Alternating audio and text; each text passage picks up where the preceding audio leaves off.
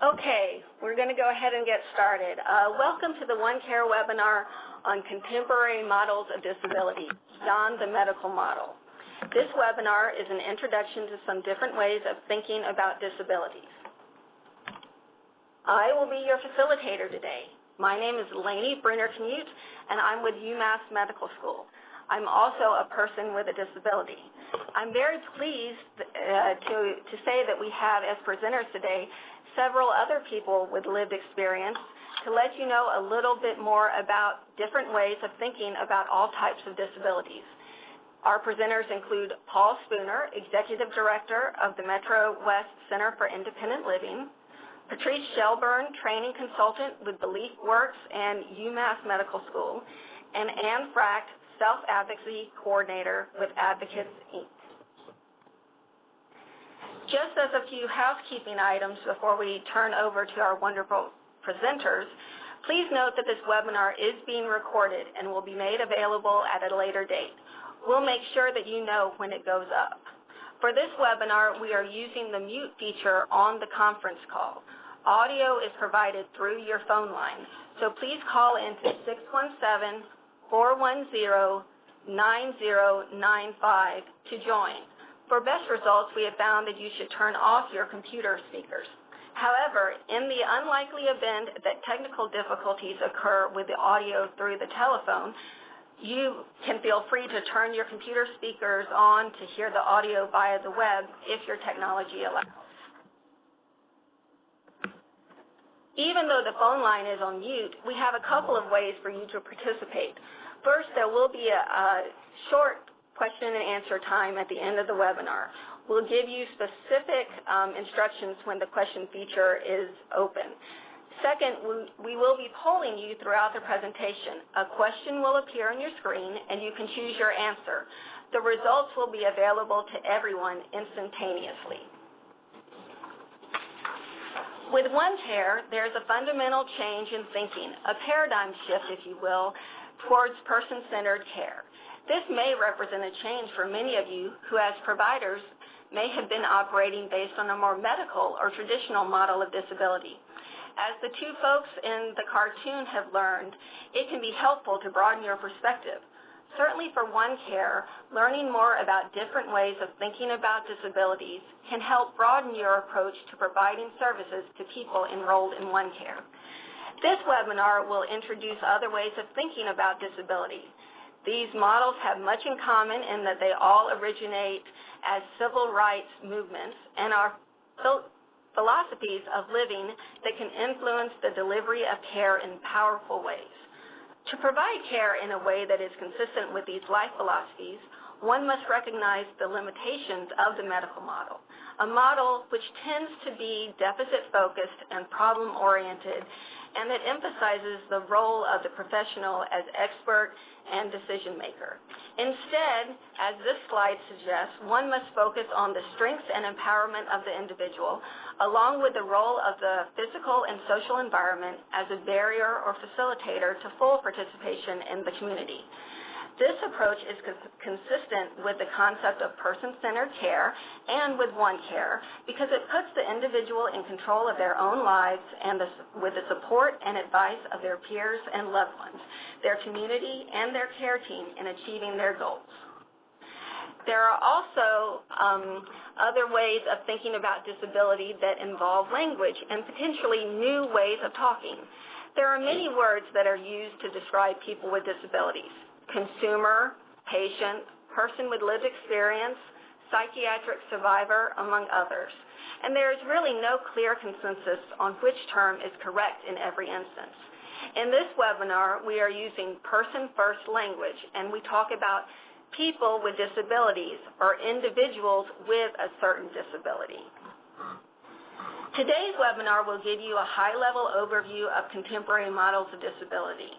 The specific objectives of this webinar are to describe independent living philosophy, the recovery model, and self-determination, to describe their similarities and differences with the medical model and traditional beliefs about persons with disabilities, and to describe some ways that providers and plans can and should practice in a manner consistent with these models. To start us out, here's a question for you. How familiar are you with the independent living philosophy? There's no right or wrong answer here. It's just a time to reflect about your level of knowledge. After this webinar, you'll be more familiar with the IL philosophy. So as folks are answering, it looks like there's some familiarity with the IL philosophy. And I'm hoping after our first presenter speaks, you'll have even more familiarity. And with that, I'll turn it over to Paul Spooner, who will present some information about independent living philosophy. Good afternoon. My name's Paul Spooner. I'm the Executive Director of the Metro West Center for Independent Living and a person living with disability. I'm approximately 58 years old and have experienced my disability since about age 7. The independent living philosophy is really focused around one major tenet, and that is consumer control. Some folks call it consumer choice, others call it consumer control, but the purpose or the statement is really about an individual with a disability in control of their own lives in whatever fashion is possible, depending on their disability. Control is essential when you are a person with a disability because you're dependent on other folks or you're dependent on technology devices or so forth. I think in order to be independent, independent is an interesting word because we are really all interdependent in our community, but for people with disabilities, that independence can come from using American Sign Language interpreters for folks who are deaf or hard of hearing. Folks with physical disabilities many times use personal care attendants to assist them with their activities of daily living. People or folks who are blind or visually impaired may use drivers and readers to be able to read their communication.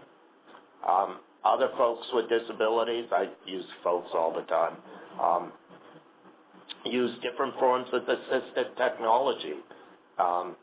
Individuals who have communication difficulties may use devices that enable their communication and their spoken word to be clearly understood.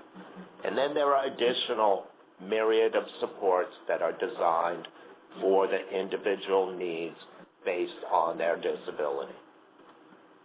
I think Judy Heumann said it quite well when she said independent living is not doing things by yourself, it's being in control of how things are done. Good example, for me is this morning, because I have a physical disability, I couldn't get dressed by myself. I have a personal care attendant who comes in every morning, regularly, even when it's rainy out, and to help me get ready and dressed and get up and going so I can go to work.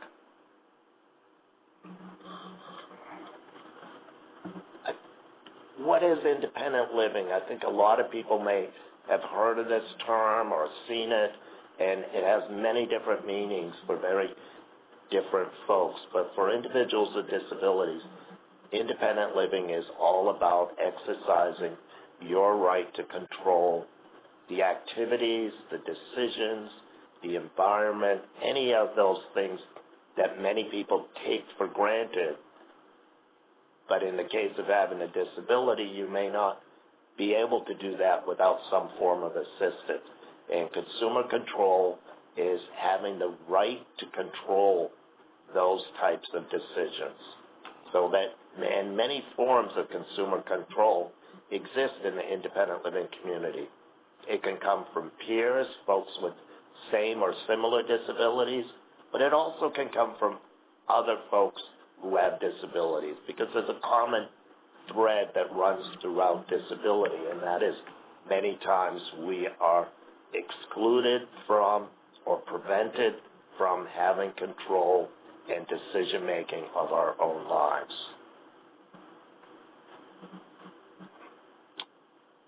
How is independent living different? Well, in the traditional models, if you're a person with a disability, generally you're looked at as something that needs to be recovered. And in many cases, that's done by professionals, whether it be healthcare providers, assistive technology specialists, durable medical equipment specialists, or any other form of professional that's out there providing assistance to people with disabilities. How does independent living look at that differently? One good example is I use a wheelchair for mobility, power wheelchair. Now, the world out there, we all know, is not that accessible.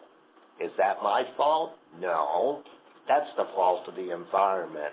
If we had people building ramps, installing elevators every place out there, I would have no problem getting around.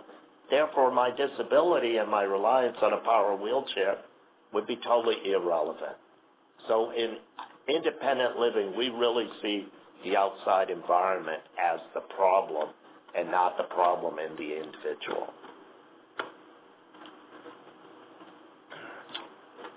Independent living takes many different forms. There are over 500 independent living centers across the country. There are many different ways to look at how we provide assistance or service. The main issue is really about how we integrate our respect and understanding to the individual.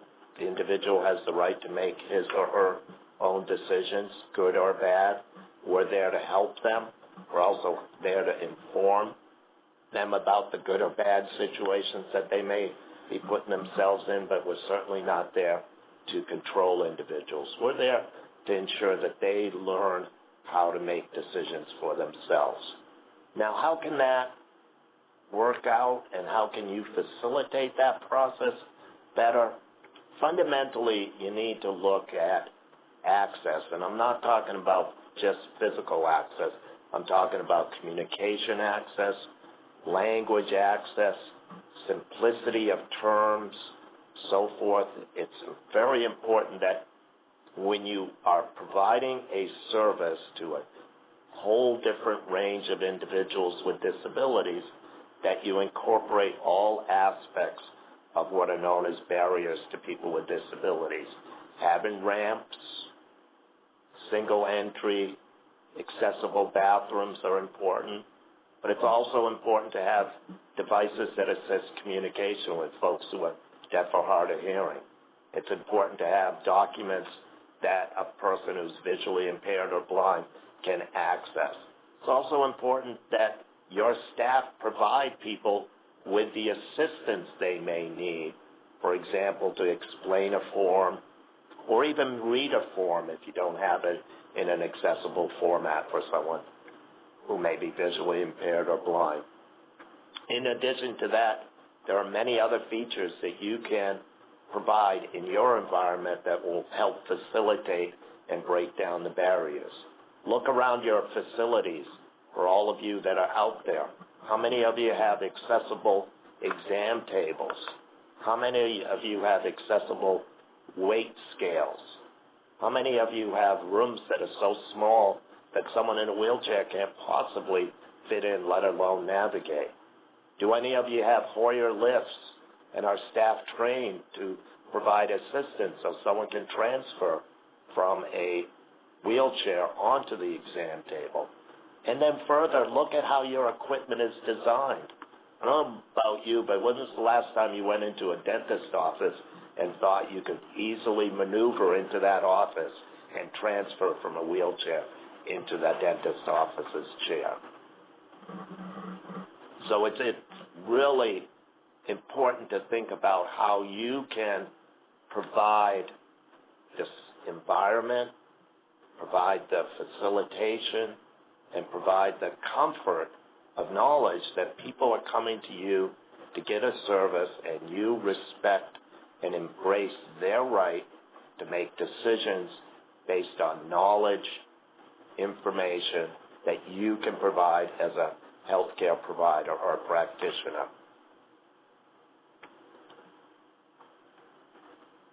I think that's it, isn't it? Okay, thank you so much, Paul. Really do appreciate you coming and talking to us a little today about independent living. And now we're going to, again, this is Lainey, now we're going to go on to our next model of disability, and that's the recovery model. Again, we have a polling question for you. How familiar are you with the recovery model? And again, we don't want you to take too much time about this. Just take a moment to reflect. If you haven't heard about it or you don't feel like you're very familiar with it, that's fine. Don't worry. In just a few minutes, you will be. So it looks like things are almost evenly divided. There are some folks who are very familiar, some folks who are somewhat, and some folks who are not very familiar at all. So I will now introduce Patrice Shelburne, who will be discussing the recovery model. Good afternoon. My name is Patrice Shelburne, and I'm a consultant both with BeliefWorks and also with UMass Medical School. I'm also a person with lived experience with disability. In the recovery model section of this webinar, we have 3 themes. In the first subsection, we start with SAMHSA's definition of recovery, introduce the recovery model, provide guiding principles of recovery, and then share a quote about recovery from an individual with lived experience of mental illness. In the second subsection, we compare and contrast the traditional medical model with the recovery model. And in the third and final subsection, we provide some recovery model practice points you can use as members of one care teams. To agree upon a definition of recovery that was widely embraced, the Substance Abuse and Mental Health Services Administration, generally referred to as SAMHSA, employed a consensus process that included individuals with lived experience of mental illness and substance use disorders, along with their families, service providers, and other interested parties. As a result of that consensus process, the participants agreed upon one definition of recovery as a process of change through which individuals improve their health and wellness, live a self-directed life, and strive to reach their full potential. Operating principles of the recovery model include a commitment to focus on the whole person rather than the illness, support and empower the individual to improve their quality of life, and emphasize functionality rather than pathology. The recovery model itself is based on the concepts of strength and empowerment. Its proponents maintain that if individuals with mental illness and/or substance use disorders have greater control and choice in all aspects of their treatment and in their lives, then they will be able to take increased control and initiative in their lives.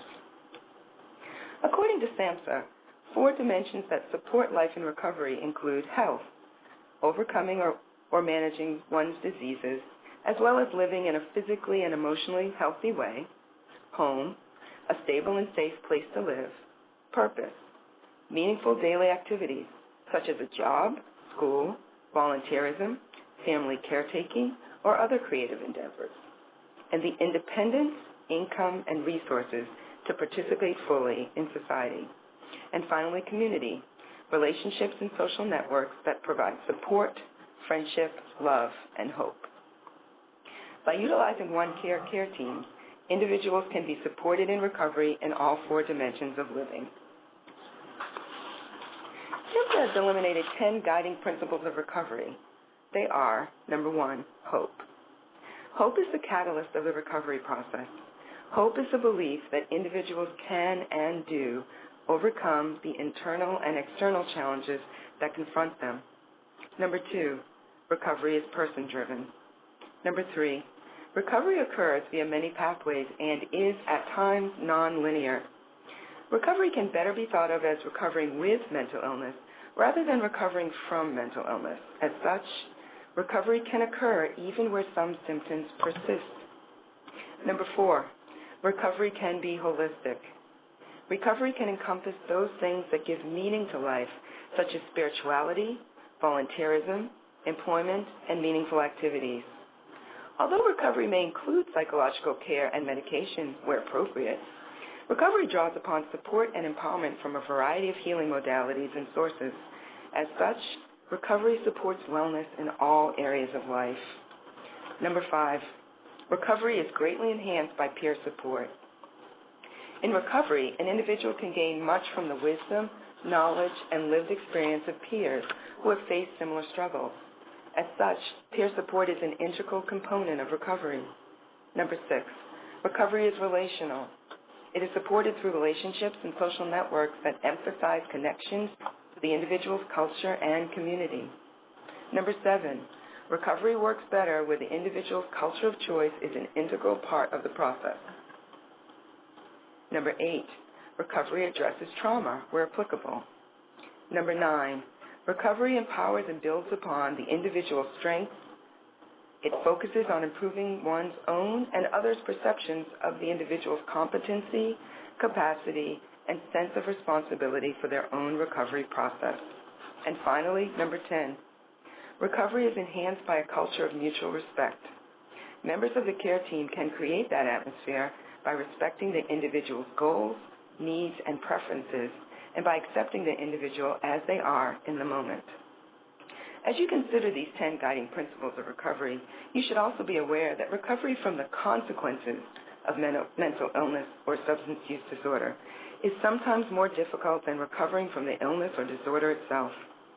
Consequences of mental illness and substance use disorders may include discrimination, poverty, indebtedness, segregation, stigmatization, loss of significant relationships, isolation, marginalization, and iatrogenic effects of treatment. The recovery process was illuminated by one individual with lived experience who wrote that recovery is rediscovering meaning and purpose after a series of catastrophic events which mental illness can be. It is a process, a way of life, an attitude, and a way of approaching the day's challenges. At times our course is erratic and we falter, slide back, regroup, and start again.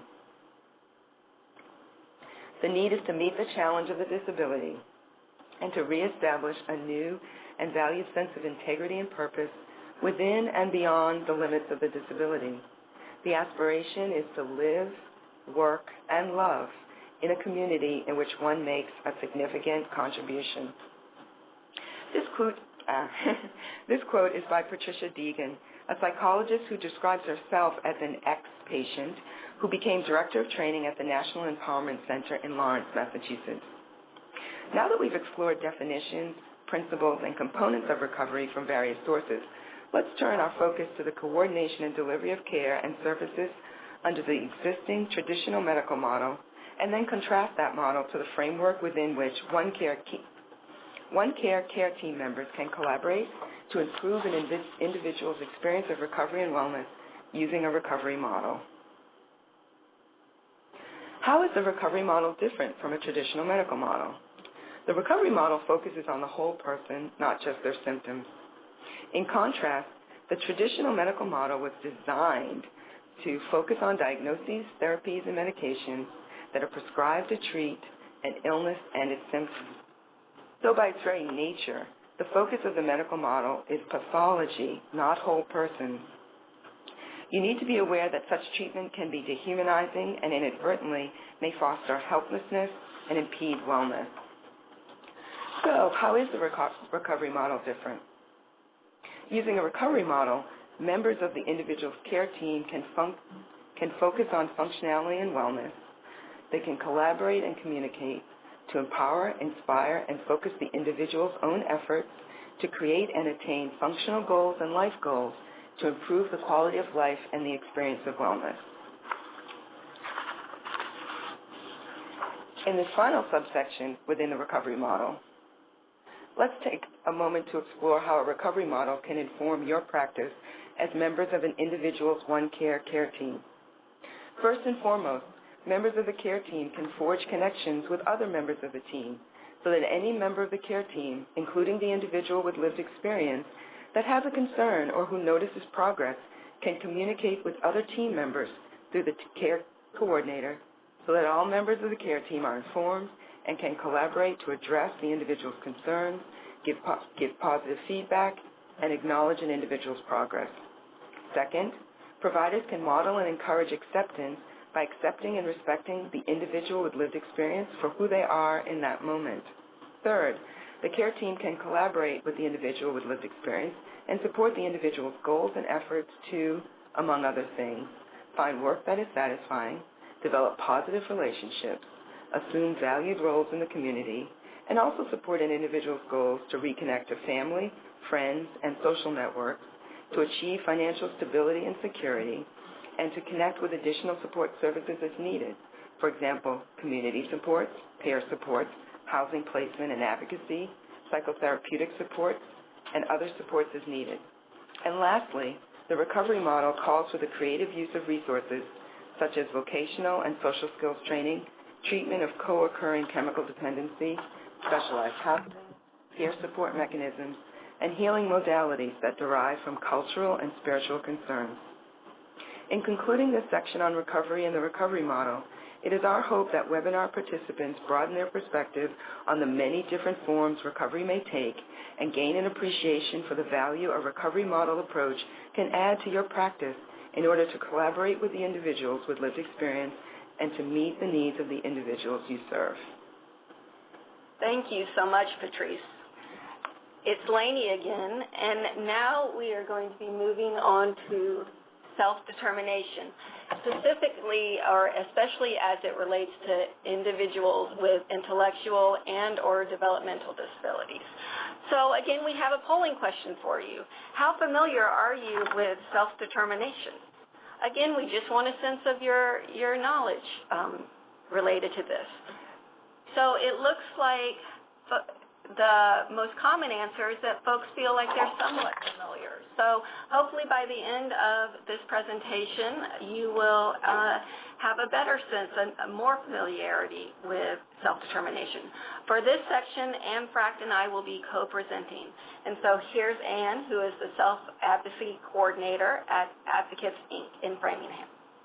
Hi, everyone. I'm Ann Fracht. Self-determination is known as the civil rights movement for people with intellectual disabilities. Self-determination gives you freedom to have the life you want and control your life. It also gives you freedom to make decisions. You can still get the support that you need or want, but you can ask your support to help you do things to help you become part of your community. It's important to meet friends and do things with them. It's also important to learn to compromise. Not everyone can get out to you just when you want it. Now, you can make your own decisions, but watch out. You also have to be responsible for them. You can listen to and take advice from friends and support, but you don't have to take it. You get to choose for yourself. But whatever you choose, you have to take responsibility for the decision you make. Learn to control, manage your own money, how to have money to pay for support, movies, fun things, clothes, and other things you may want. Ways of being self-determined are to know yourself, know your strengths and weaknesses, needs, preferences, and options. Learn to value yourself. Learn to recognize rights and responsibilities, build and notice different strengths, and take care of yourself. Set goals for yourself and try to reach them. Would you like to go on vacation? Do you need a new job? Do you need help going to the gym or community group? Lots of us don't know how to find hopes and dreams or know how to really make them happen. Not everyone knows what kind of life they want. Person-centered planning will help you do all of this. It will help you reach your goal of being self-determined. Here's a definition of self-determination. It really means that people with ID and or DD have the same right to self-determination as everyone.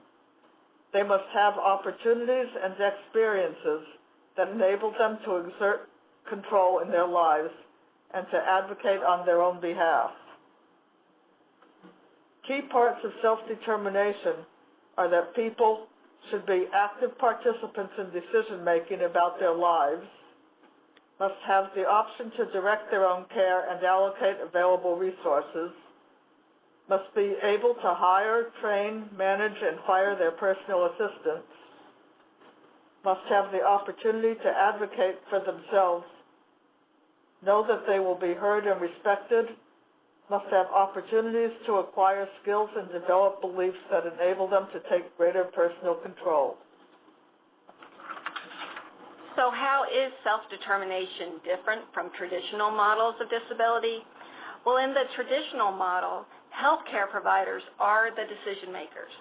They sometimes may provide interventions that are not effective in meeting the needs of people with intellectual disabilities or developmental disabilities, or they may even deny appropriate care for people with ID and or DD because of a lack of awareness or some societal or personal bias.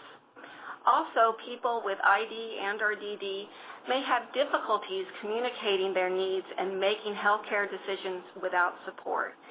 Their decisions may not be respected and implemented by healthcare providers. With self-determination, you, the individual, have the ability to live the life you can and want in the best way you can with the supports that you need. So the individual is in charge. He or she makes his or her own decisions with support as needed. Healthcare providers and the care team act as advisors and as the supports.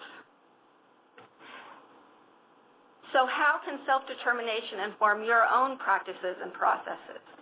Individuals with ID and or DD need the right information and appropriate accommodations to be able to give informed consent to accept or refuse any and all health-related services. Individuals may have guardians, healthcare powers of attorney, or surrogate decision makers of their own choosing who should also be involved in the decision-making process. The information should be provided in ways that accommodate reading, language, learning, and other limitations. There should be plenty of opportunities to ask questions and receive answers in understandable and understood language. And there should never be any coercion or deceit to accept or decline a particular treatment. And now Anne will follow up with some additional tips. Keep me involved. I'm the decision maker.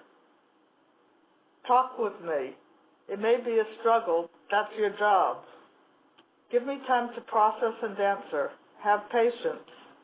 Don't talk in a loud voice. Repeat things so I will understand. Break things down into steps and tell me what and why. Provide a summary to me and any support people I choose.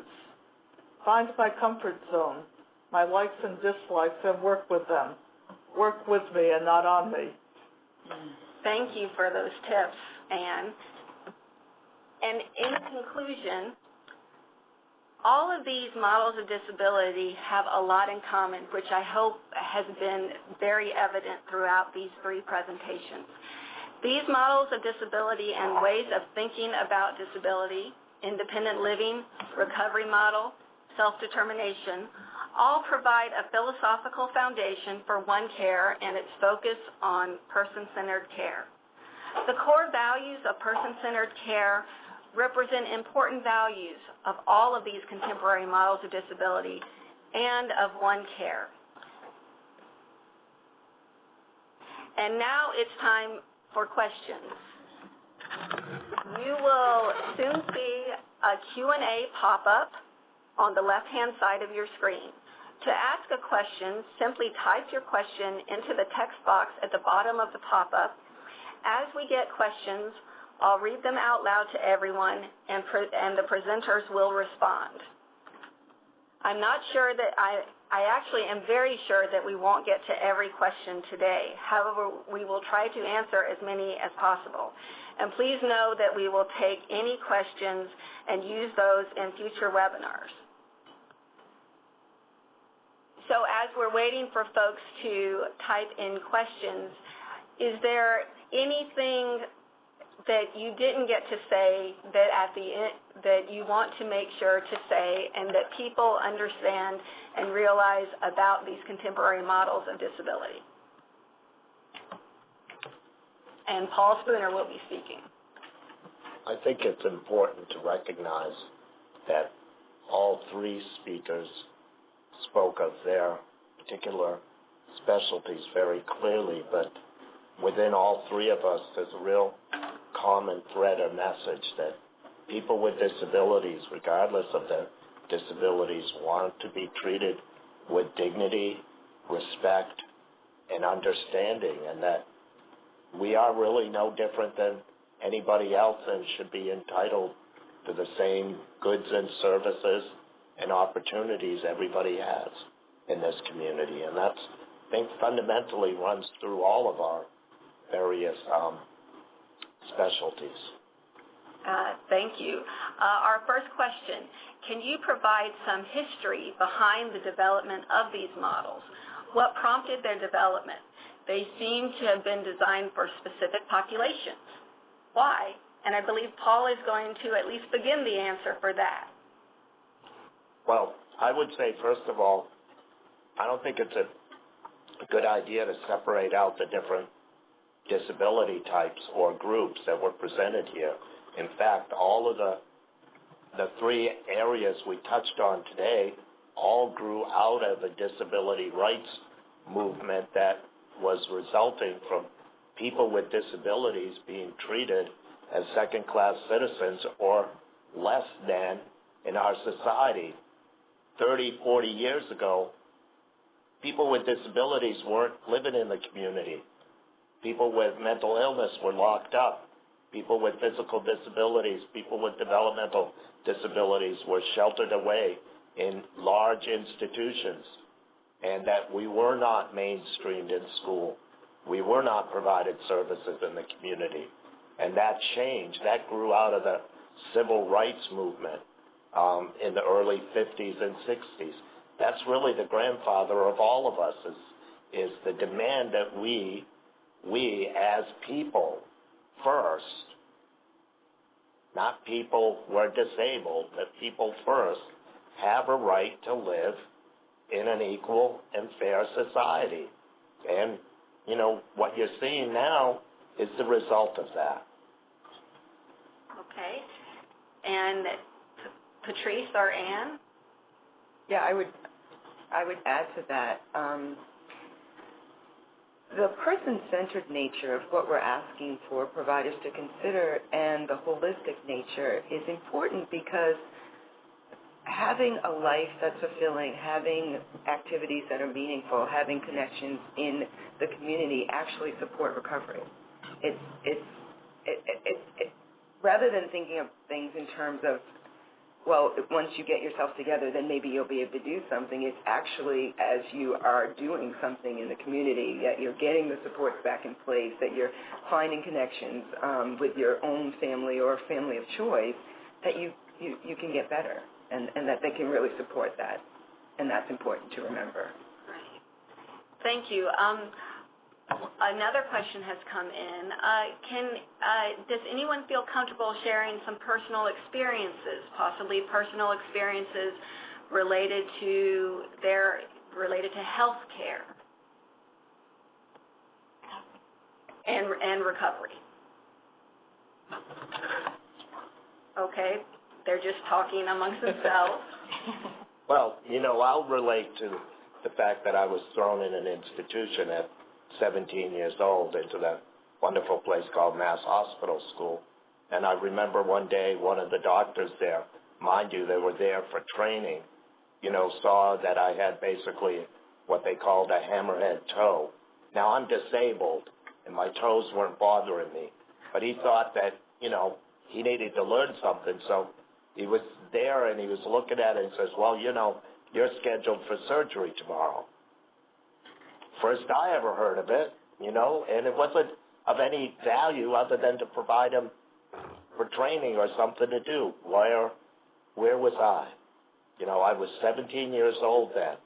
You know, I quickly called my parents and they were able to stop it because it had no merit. But it's just another example of, you know, people making decisions for you and assuming things. The other point I'd make is I have a primary care physician that I've seen for now going on 10 years. And I like him and I think he's a great physician, but his office is not fully accessible. So he has not actually done a thorough physical exam. Any other comments from Patrice or Ann? Okay, Patrice?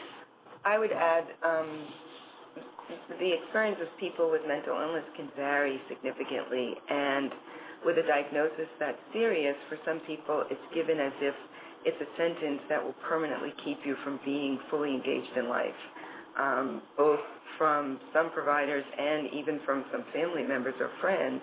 A certain diagnosis where they have experience from maybe a movie or maybe someone who who went undiagnosed but had symptoms that sort of correlated with that diagnosis, have very limited understanding of what's possible, and that is to the detriment of everyone. Having experience of people who, despite their mental illness challenges, have been able to do many important things, including learning self-care and how to anticipate and manage disease, such that they can become fully integrated in society. And that's really important for providers and family members and even the individuals themselves to be aware of.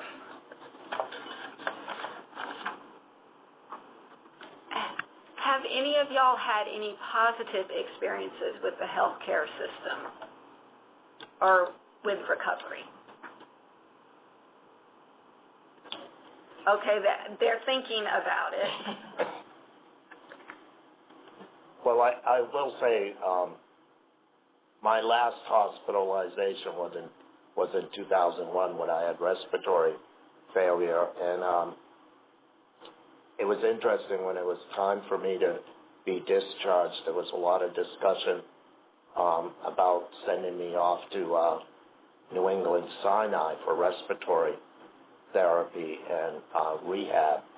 And, you know, through the support of my primary nurse, I was still in intensive care, and the insurance, Harvard Pilgrim discharge coordinator, they knew I had PCA services.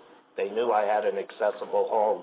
They knew that they could set up whatever equipment was necessary for me to be able to go home. And within under 2 days, all the respiratory assistance devices, other things that I needed for me to be able to go home was provided, which, quite frankly, I was quite surprised that they didn't, ship me off to a rehab, which is the traditional model when you go through acute care, is ship you off to nursing home or rehab. But, so that was a positive experience. Well, thank you. In terms of these models, and in Massachusetts there's a very strong advocacy community. What are the roles of the advocates within these models?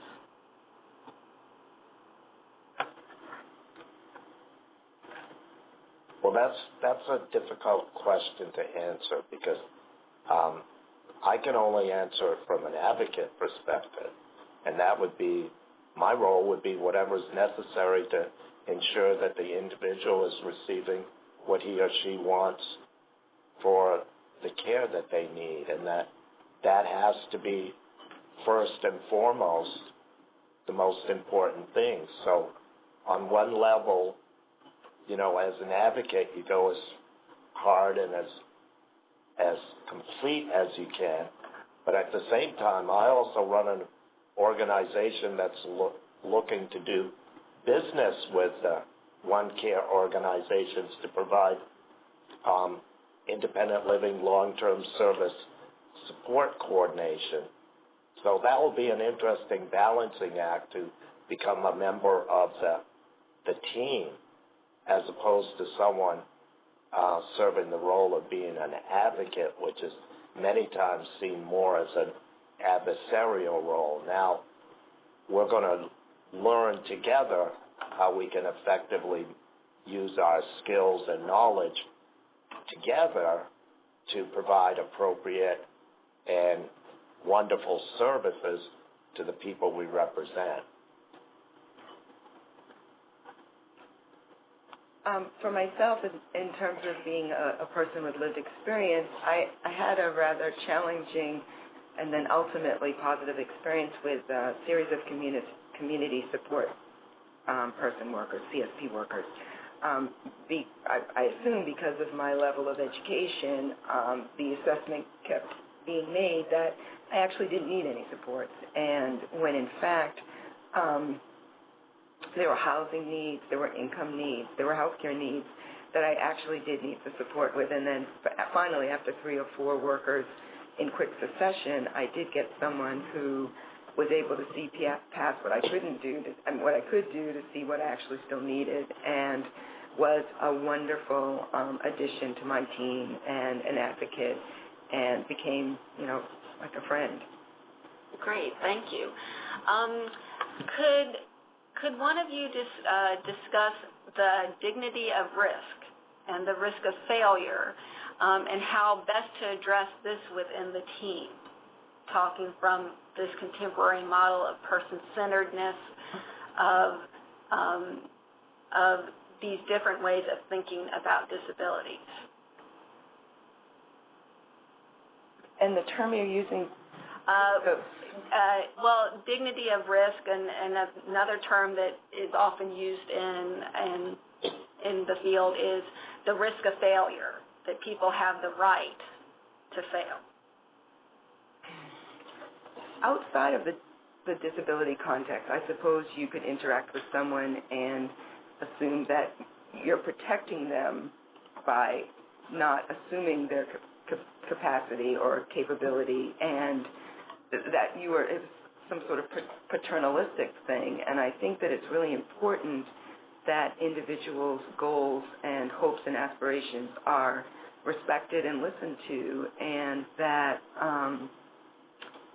everyone in every aspect of their life tries something, and some of those things don't work. And the capacity to try and to be supported in trying is, for me, essential to being human.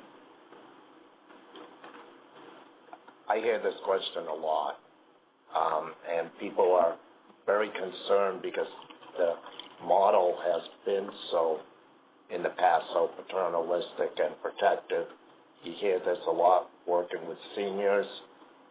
It's actually built into the elder care model to prevent risk, to minimize risk. The challenge I have is that, I've been in the disability rights movement over 30 years now, and quite frankly, what I've always pushed for is that we as individuals with disabilities have a right to experience all of the goods and evils of our society as long as we're provided those same opportunities.